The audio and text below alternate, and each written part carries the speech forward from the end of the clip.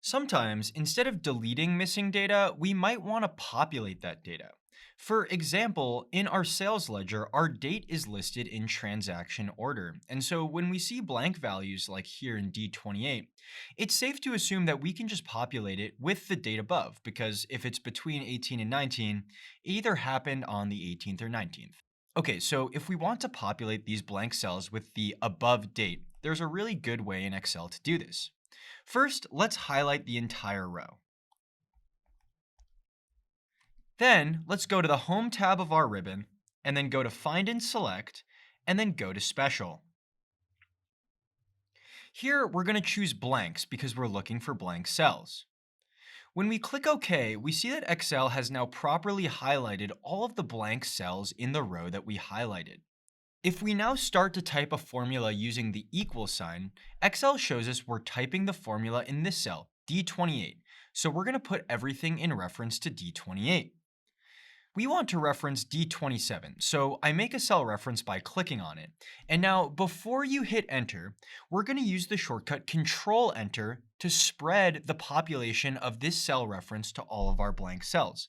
So I hit Control Enter, and we see that Excel has properly populated 128 here and 118 here. However, before we move on, we need to make sure we copy and paste our values, so we don't get any funkiness if we sort and filter this data, using the shortcut Control V and Alt H VV to paste values.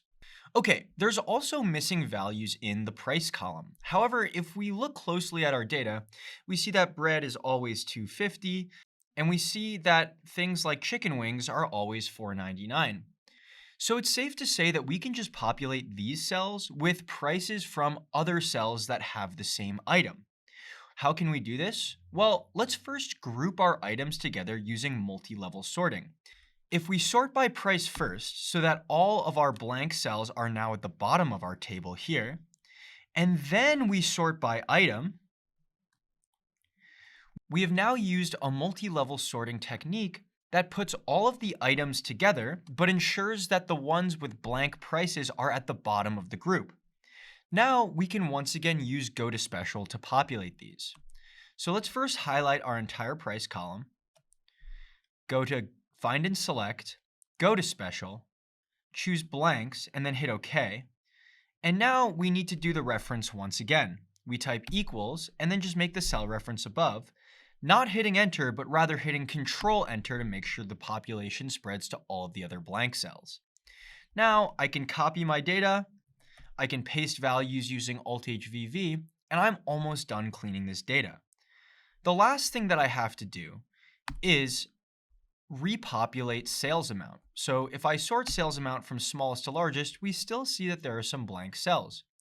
This is really easy because sales amount is just price times quantity sold, so we can just type a simple formula here, 99 cents times 1, and then spread this down to all of our blank cells. Cool. This looks good to me, and our data is now looking relatively clean. All of the blank rows and all of the blank cells and all of the missing values have been populated.